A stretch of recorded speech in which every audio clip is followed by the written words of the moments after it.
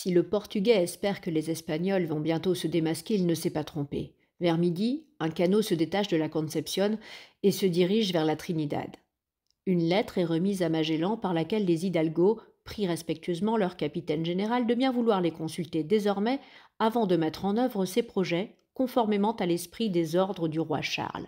Magellan s'attendait à un ultimatum, il reçoit une supplique. Les mutins ne s'apprêtent pas à livrer bataille, pas encore, comme il a bien fait de patienter durant quelques heures. Mais le moment est venu d'agir, et vite. Magellan charge Duarte Barbosa de retenir les envoyés des mutins et met au point la contre-attaque avec Gonzalo Gómez de Espinosa, l'algazil, qui lui est tout dévoué. Le fonctionnaire de police, accompagné de 5 hommes, prend place dans le canot de la Concepción. Ce canot va-t-il retourner au navire d'où il est parti? Il n'en fait rien. S'il se dirigeait vers le San Antonio, qui a changé de maître, peut-être les mutins seraient-ils alertés. Mais c'est vers la Victoria qu'il fait route. Cette maigre troupe a peu de chances d'intimider le capitaine Luis de Mendoza. L'algazil remet à Mendoza un pli le priant de se rendre sur le navire amiral. Mendoza prend connaissance de l'invitation et, se souvenant des conditions dans lesquelles Cartagena a été arrêté, il hésite, tergiverse, puis déclare qu'il n'a pas du tout l'intention d'obtempérer. Sans hésiter, l'algazil sanctionne ce refus d'obéissance. Il tire son poignard et perce la gorge du rebelle. Un matelot du pont a tout vu, tout entendu. La nouvelle se répand à travers l'équipage. Le policier et son escorte vont être mis à mal. Mais l'expédition a été minutieusement préparée, strictement minutée. La discussion entre Mendoza et son bourreau a duré juste assez, ni trop ni trop peu, pour qu'une seconde chaloupe, faisant force de rame, ait le temps de rejoindre la première. Cette embarcation transporte, sous les ordres de Duarte Barbosa, 15 hommes valeureux, armés jusqu'aux dents. Ces combattants volent au secours de l'algazil et, prenant à revers les hommes de la Victoria affolés, désorientés, ils ont au fait de se rendre maîtres du navire. « Levez l'ancre, hissez les voiles !» ordonne Barbosa. La Victoria se déplace pour aller mouiller à l'entrée du port. Elle est rejointe par la Trinidad et le Santiago qui se rangent à ses côtés. La passe est bouchée, la Concepción et le San Antonio sont prisonniers. 3 contre 2, sourit dans sa barbe Magellan. Mais son sourire s'estompa vite, car il fallait maintenant que justice soit faite. Debout sur la dunette, serrant frileusement sur ses oreilles les rabats de son bonnet, le regard perdu sur l'horizon bouché où le brouillard se mêlait à l'eau glauque, le capitaine général demeurait perplexe. Les hommes abusés, les comparses, seront graciés, songeait-il. J'ai besoin d'eux. Seuls les meneurs devront payer. Son hésitation fut de courte durée. Alvaro de Mesquita fut chargé de présider le tribunal devant lequel comparurent les mutins. Coupable de trahison et de meurtre, Gaspard de Quesada fut condamné à avoir la tête tranchée et à être mis en quartier. L'un de ses complices, un certain Luis de Molino, accepta pour sauver sa tête d'être le bourreau de son chef. Après la décapitation, faute de chevaux, l'écartèlement fut exécuté à l'aide de cabestans en attachant le corps mutilé à des pieux. Luis de Mendoza, tué par l'algazil, fut également condamné à être mis en quartier. Mais que faire du fier Juan de Cartagena, représentant du roi, nommé par lui conjuncta persona du commandant? Pouvait-on trancher la tête de ce grand d'Espagne, si coupable qu'il fût? Le tribunal décida de confier à Dieu le soin de le punir. Lorsque la flotte lèverait l'ancre, pour s'éloigner à jamais de la sinistre baie, Cartagena serait abandonnée en compagnie d'un prêtre partisan des rebelles sur le rivage désolé de la Patagonie. Chapitre 9. La perte du Santiago. Pigafetta aimait à observer les Patagons que Magellan entendait ramener en Espagne, non comme esclaves, mais comme spécimens d'une nouvelle espèce humaine. Ces 2 géants que nous avions à la nef, nota le chroniqueur, mangeaient un grand couffin plein de biscuits et des rats sans les écorcher. Ils buvaient un demi-seau d'eau chaque fois. Pigafetta s'efforçait de communiquer avec ces indigènes. Ceux-ci acceptaient le dialogue et tentaient de lui expliquer par signes leur croyance dans les puissances démoniaques. Le plus grand de leurs diables se nommait Cétébos et les autres Chelol. Cétébos avait 2 cornes à la tête, les autres, le poil long jusqu'aux pieds, ils jetaient du feu par la gueule et par le cul. Au début, la gloutonnerie et l'expression grimaçante des Patagons avaient amusé les marins, mais maintenant plus rien ne parvenait à les distraire. L'hiver durait trop. À cette latitude, l'hiver austral était interminable. Durant plusieurs semaines, le capitaine général avait stimulé les équipages en exigeant une révision et une restauration complète de chaque navire, de la quille à la hune. On avait ensuite dressé sur la cime de la plus haute montagne une grande croix, ce qui était une façon de montrer que le pays appartenait au roi d'Espagne. La pêche, la chasse, la récolte d'huîtres perlières occupaient encore quelques heures, mais le cœur n'y était plus. La nuit tombait tôt et le vent glacial chassait du pont ceux qui s'y risquaient après le repas du soir. Les chants, les danses, les scènes de théâtre improvisées avaient disparu. On n'essayait même plus de transgresser l'interdit frappant le jeu pour aller, à 2 ou 3, jeter les dés dans un recoin de la cale. Si un brin de ferveur renaissait au moment de la prière commune, c'était pour demander à Dieu de mettre un terme à l'hivernage. Au mois d'août, le froid et les tempêtes ayant un peu diminué, Joao Serrao sollicita de Magellan une faveur. « Tous nos hommes sont à bout de patience, » dit à l'amiral le fidèle capitaine. « Permettez-moi de prendre la mer pour les arracher à leur désœuvrement. » « Mais nous sommes loin de la fin de l'hiver. Le Santiago est léger, le Santiago est rapide. Il pourrait aller en éclaireur vers le sud et reconnaître quelques baies. Nous ne découvrirons peut-être pas le passage, mais notre tentative occupera les esprits et montrera à tous que l'expédition est sur le point de repartir. Pour cette première sortie, je vous donne 6 jours, pas un de plus, dit Magellan. Lorsque la frêle caravelle s'éloigna du port sous les applaudissements des équipages restants, rassemblés sur les ponts, le ciel était bien bas, mais la mer assez calme. Le mauvais vent ne se leva que le lendemain, et, de jour en jour, il devint plus violent. Pour autant, l'espoir ne quitta pas le cœur des hommes de San Julián. Le Santiago en avait vu d'autres. On en serait quitte pour quelques ravaudages de voiles, quelques remplacements de vergues. Hélas, la fin du 6e jour ne vit pas le retour du navire éclaireur. Ni le 7e jour, ni le 8e jour. Les guetteurs chargés de scruter la mer ne voyaient rien venir. Mais un beau matin, une surprise, qui ne fut pas causée par une voile à l'horizon, un événement inattendu, inimaginable, fit retentir de cris de joie le port de San Julián. 2 marins du Santiago gesticulaient et appelaient à l'aide sur le rivage, alors que l'arrivée de leur navire n'avait pas été signalée. De chacune des 4 nefs au mouillage, une chaloupe se détacha pour voler à leur secours. Les arrivants furent entourés, réconfortés, harcelés de questions. « Une tempête effroyable nous a jetés sur les rochers. Le Santiago est en 1000 morceaux, disait l'un. Les hommes sont saufs, enchaînait l'autre. Tous, à l'exception d'un seul, Bongo, le nègre. Nos compagnons sont restés à l'abri d'une baie. Nous avons marché pendant 11 jours. Nous avons parcouru 25 lieues, par un mauvais chemin plein d'épines, sans presque rien manger, sans boire, juste en suçant un peu de glace. » Par ce chemin ardu que les 2 hommes avaient emprunté, Magellan fit porter aux autres rescapés des sacs pleins de biscuits. En même temps, il leur transmit l'ordre de rester sur place afin de récupérer, parmi les épaves du Santiago, tout ce qui pourrait servir à la poursuite du voyage. L'escadre passerait pour les prendre dès que les conditions météorologiques le permettraient. Au début de septembre, Magellan jugea que le moment de lever l'ancre était venu. Les 2 condamnés à une peine plus rigoureuse peut-être que la décapitation, Cartagena et le prêtre Mutin, furent déposés avec quelques vivres sur le rivage. Leurs frileuses silhouettes s'effacèrent à l'horizon, brouillées de brume lorsque les nefs franchirent la passe pour reprendre la mer. Le navire amiral mit cap au sud, et le 14 septembre, la flottille fit son entrée dans la baie où l'équipage du Santiago s'efforçait de survivre. Comme c'était ce jour-là le jour d'une fête religieuse, l'exaltation de la Sainte Croix, ce port reçut le nom de Santa Cruz. La répartition de l'équipage rescapé entre les 4 autres équipages se fit dans la joie des retrouvailles. L'hiver, hélas, n'était pas fini. Dieu seul savait combien de temps il faudrait faire escale dans ce lieu aussi inhospitalier que San Julián. Et pourquoi tant de souffrance ?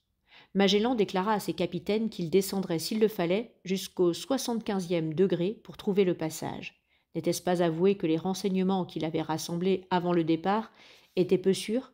Les officiers se montraient anxieux, les hommes irrités. La journée du 20 septembre 1520 fut particulièrement pénible pour tous. C'était l'anniversaire du départ de Sanlúcar. Un an après avoir quitté l'Espagne, la flotte avait perdu un navire, 3 capitaines, plusieurs hommes d'équipage. Elle était paralysée aux confins du monde. Pourquoi Magellan ne fit-il pas demi-tour, songeait Pigafetta, la plume levée, car il admirait trop le navigateur pour consigner des réflexions de ce genre dans son journal. Pourquoi ne donne-t-il pas l'ordre de regagner le Brésil? Notre flotte est bloquée par un hiver qu'aucun Européen n'a jamais affronté. Engagée dans une funeste aventure, sans but, sans espoir, comment tout cela finira-t-il? Cet homme a donc un cœur de pierre? Seul contre tous, Magellan faisait front. Sa volonté semblait inébranlable, et si son énergie se relâchait parfois, le jeune chroniqueur n'en était pas le témoin. Le soir du 20 septembre, retiré dans sa cabine, le chef au pouvoir incontesté ne put résister à un moment de faiblesse. Il sortit de son pactage l'image de l'enfant Jésus, devant laquelle il avait prié avec sa femme Béatrice. Agenouillé, il revivait cette scène. Elle s'appuyait doucement contre lui, ses cheveux frôlaient sa barbe, puis il se rappelait d'autres scènes. Elle lui tendait leur fils, il le prenait dans ses bras, il revoyait le berceau de son fils, un berceau qui était occupé de nouveau. Ses yeux s'embuaient à la pensée qu'il ne savait même pas si son deuxième enfant était un garçon ou une fille. Le lendemain matin, plus déterminé que jamais, il convoqua ses capitaines sur la Trinidad. C'est aujourd'hui le premier jour du printemps, leur dit-il. Il faut qu'à tout instant, nous soyons prêts à hisser les voiles. Suivirent quelques recommandations précises concernant le rangement dans les cales de ce qui avait pu être récupéré du Santiago et sur les tâches à donner aux hommes venant de ce navire. Un mois durant, Magellan allait encore lutter contre les méfaits de l'oisiveté. La belle saison toucha enfin cette région où l'hiver austral avait arrêté les navigateurs. Le 18 octobre de l'an de grâce 1520, tous les hommes se confessèrent et communièrent avant que la flotte levât l'ancre et le navire amiral mit le cap sur l'Antarctique. Chapitre 10. Le détroit de Magellan. Les 3 premiers jours de navigation ne furent guère encourageants. Une violente tempête secoua la flottille et le littoral, battu des vents, n'offrait que le spectacle de roches nues et de maigres buissons. Mais le 21 octobre, la vigie signala des écueils blancs qui prolongeaient un promontoire élevé auquel fut donné le nom de Cap des Vierges en l'honneur de sainte Ursule, la sainte du jour. Au-delà de ce cap s'ouvrait une vaste baie entourée de falaises abruptes. La Trinidad s'engagea dans cette nouvelle échancrure de la côte et, derrière elle, les 3 autres nefs. Au 52e degré de latitude, si près de Santa Cruz et de San Julián, où l'on avait perdu de longs mois, où l'on avait tant souffert, était-ce enfin le passage? Magellan réunit ses capitaines. « Nous sommes ici près du détroit, leur dit-il d'une voix ferme. Ce bras de mer est représenté sur une carte marine du roi du Portugal établie par Martin Benaïm, et il figure aussi sur le globe de ce grand pilote et marinier que j'ai présenté à Charles Ier. Les capitaines pensèrent peut-être que l'indication donnée par le célèbre cosmographe manquait de précision, car ce n'était pas la première fois que l'amiral croyait avoir atteint son but. Le San Antonio et la Concepción partiront demain en reconnaissance, ajouta le capitaine général, sans laisser à ses subordonnés le temps d'élever une objection.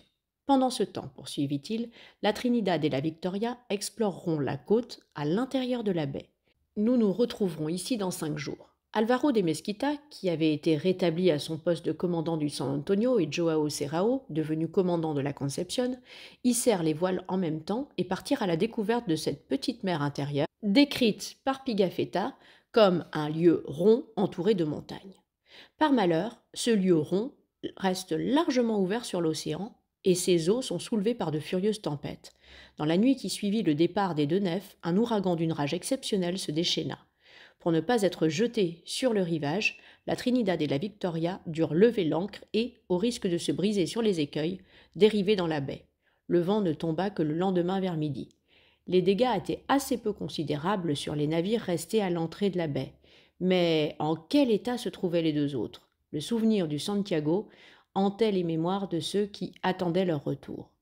1, puis 2, 3, 4, 5 jours s'écoulèrent. L'inquiétude se transforma en douloureuse anxiété quand fut passée la date fixée pour le regroupement de la flotte. Magellan fit venir à bord de la Trinidad son beau-frère, qui était maintenant commandant de la Victoria. « Duarte, lui dit-il, que ferons-nous si nos compagnons ne reviennent pas? Dieu reçoive leurs âmes s'ils ont péri. Tu as raison, mon frère, prions. Les 2 hommes se recueillirent.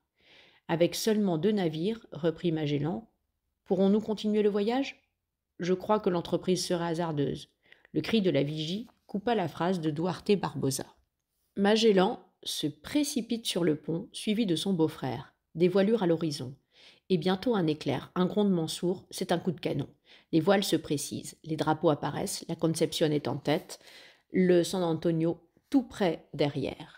Encore un coup de canon. Joie, double joie. Non seulement les éclaireurs sont saufs, mais ils sont porteurs d'une bonne nouvelle pour gaspiller ainsi la poudre. Et cette bonne nouvelle ne peut être que la découverte du passage. Magellan porte la main à son cœur, son visage a pâli, ses paupières se plissent comme s'il souffrait. L'intensité de son bonheur est si grande que l'on pourrait croire qu'il va défaillir. « Joao, dépêche-toi » crie-t-il. Les mains en porte-voix, comme si l'autre pouvait l'entendre, comme si c'était de cette façon qu'un capitaine général doit donner un ordre. Joao Serrao descend dans un canot, approche de la Trinidad. Magellan en personne lui jette l'échelle, lui tend les bras. « Alors » demande-t-il, dès que l'officier a pris pied sur le pont. « Après la terrible tempête, dit Serrao, nous songions à revenir lorsque nous avons trouvé l'entrée d'une sorte de canal qui n'a que 2000 de large. Nous l'avons traversé, de l'autre côté, nous avons trouvé une autre baie. Nous avons gouverné par sud-ouest, ayant 19 brasses d'eau. Nous avons trouvé un second goulet et, au-delà, une autre baie, plus grande que les 2 premières. « L'océan » demande Magellan, en écrasant d'un doigt maladroit les larmes qui ruissellent sur ses joues et se perdent dans sa barbe. De cet endroit, poursuit Serrao, on voit des montagnes boisées jusqu'aux 3/4 de leur hauteur, couvertes de neige à leur sommet. Il y a là des îles, et entre 2 d'entre elles, nous sommes tombés tout à coup de 17 brasses à 5, mais en ressondant ensuite, nous n'avons pas trouvé de fond à 20 brasses. « C'est l'océan, Duarte !» s'exclame Magellan en se jetant dans les bras de son beau-frère. Celui-ci, peu accoutumé à de semblables élans, accepte l'accolade et lui tapote gentiment les épaules. « Tant de sacrifices !» dit Duarte. « Nous avons bien mérité cette récompense. Et je pense à mon père, à Béatrice. » Au nom de Béatrice, Magellan tombe à genoux, bras en croix, le visage baigné de larmes pour remercier le Seigneur de lui avoir permis de trouver le passage et pour lui demander de partager un jour le bonheur qu'il éprouve avec celle qu'il aime. En cet endroit, continue Serrao, les rives s'écartent au lieu de se rapprocher, mais l'eau est salée. Ce n'est donc pas l'estuaire d'un fleuve. C'est l'océan que Núñez de Balboa a perçu, gronde sourdement Magellan. C'est l'océan inconnu. Nous avons dû rentrer avant d'en être sûrs, conclut Serrao.